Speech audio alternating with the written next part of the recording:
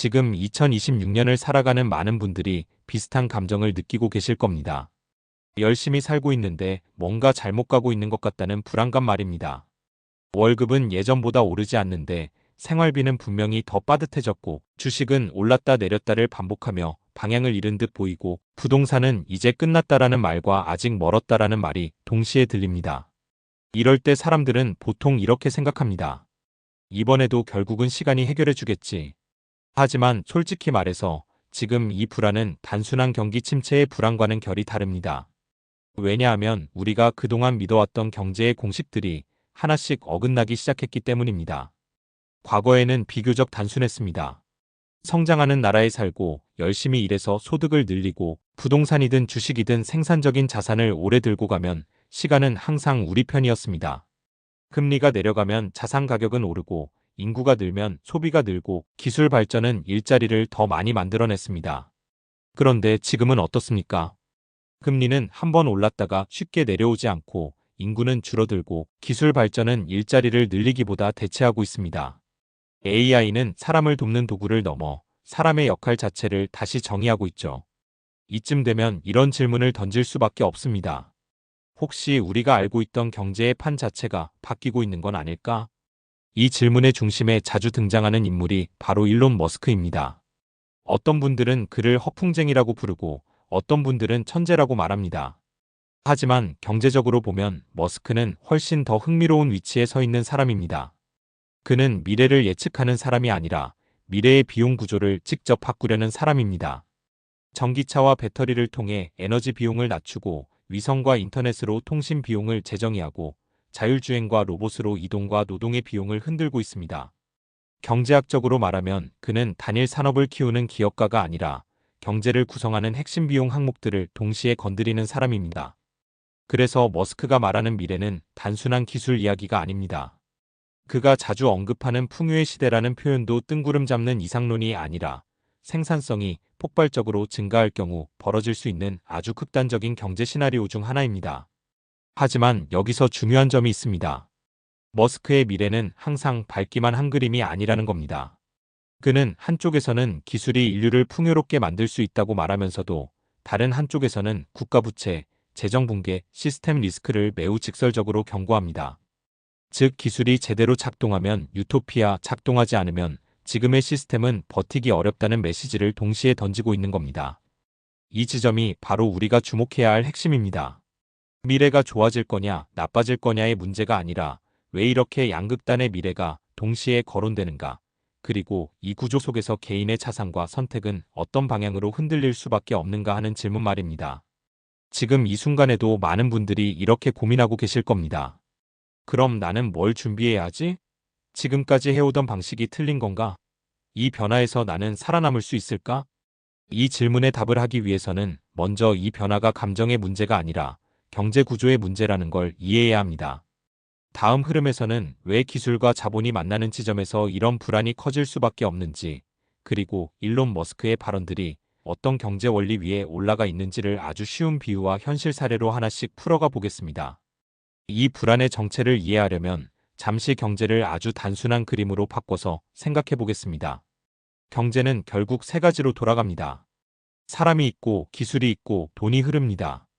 이 세 가지의 균형이 맞을 때 우리는 안정적인 성장기라고 느끼고 균형이 깨질 때 위기라고 부릅니다. 그런데 지금은 이 균형이 동시에 흔들리고 있습니다. 사람은 줄고 있고 기술은 너무 빠르게 발전하고 있고 돈은 예전처럼 자연스럽게 흘러가지 않습니다.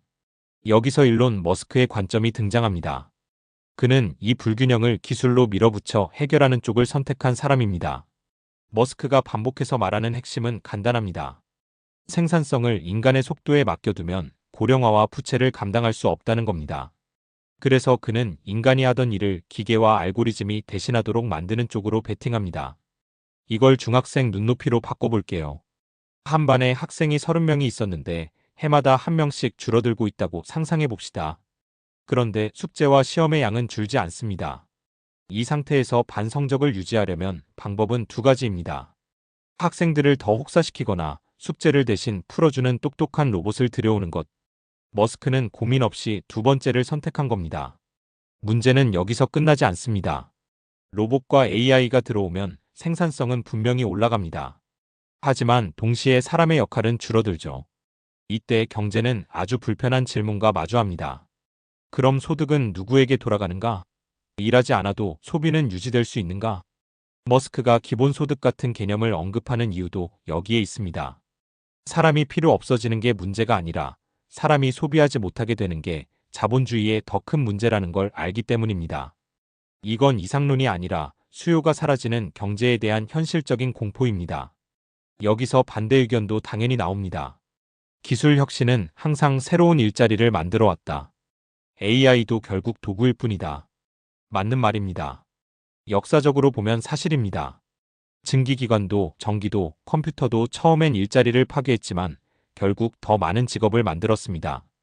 하지만 지금의 변화가 다른 이유는 속도입니다. 과거의 기술은 세대 단위로 퍼졌습니다. 지금의 AI와 자동화는 몇 년 심지어 몇 달 단위로 산업을 바꿉니다.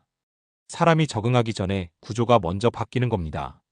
그래서 이번 전환은 일자리가 사라진다의 문제가 아니라 적응할 시간 자체가 부족하다는 문제가 됩니다. 이 지점에서 머스크의 미래는 무섭게 느껴지기도 하고 한편으로는 굉장히 냉정하게 현실을 직시한 그림처럼 보이기도 합니다. 그는 낙관론자이면서 동시에 비관론자입니다. 기술이 성공하면 인류는 풍요로워질 수 있지만 성공하지 못하면 지금의 시스템은 무너질 수 있다는 걸 동시에 말하고 있기 때문입니다. 그래서 우리는 여기서 선택해야 합니다. 머스크를 믿을지 말지가 아니라 이 구조적 변화에 대비할 것인지 말 것인지 말입니다. 이제 남은 질문은 하나입니다. 이런 전환기에서 개인은 어떤 태도로 자산을 바라보고 무엇을 바꿔야 하는가 하는 문제입니다. 이 흐름을 이어서 마지막으로 지금 당장 현실에서 적용할 수 있는 구체적인 전략을 정리해 보겠습니다. 이제 이 흐름을 현실로 끌어와 보겠습니다. 일론 머스크가 말하는 미래가 반드시 그대로 오지 않을 수도 있습니다. 하지만 중요한 건 그가 이야기하는 방향이 이미 자본과 정책, 그리고 기업의 선택에 영향을 주고 있다는 사실입니다. 미래는 예언으로 오지 않습니다. 항상 투자와 구조 변화의 형태로 먼저 옵니다. 그래서 전환기에 개인에게 필요한 건 정답을 맞히는 능력이 아니라 틀려도 무너지지 않는 구조를 만드는 태도입니다. 이 관점에서 저는 오늘 여러분이 당장 점검하고 바꿔야 할 3가지 원칙을 말씀드리고 싶습니다. 첫 번째 원칙은 미래를 한 방향으로 베팅하지 말라는 겁니다. AI가 성공할지 실패할지 자율주행이 완전히 자리 잡을지 말지는 아직 누구도 모릅니다. 그래서 지금 가장 위험한 태도는 이것만 믿고 올인하는 것입니다. 주식이든 부동산이든 하나의 시나리오에 인생을 걸어버리면 전환기에서는 회복이 거의 불가능해집니다. 이 시기에는 수익률보다 생존율이 더 중요합니다.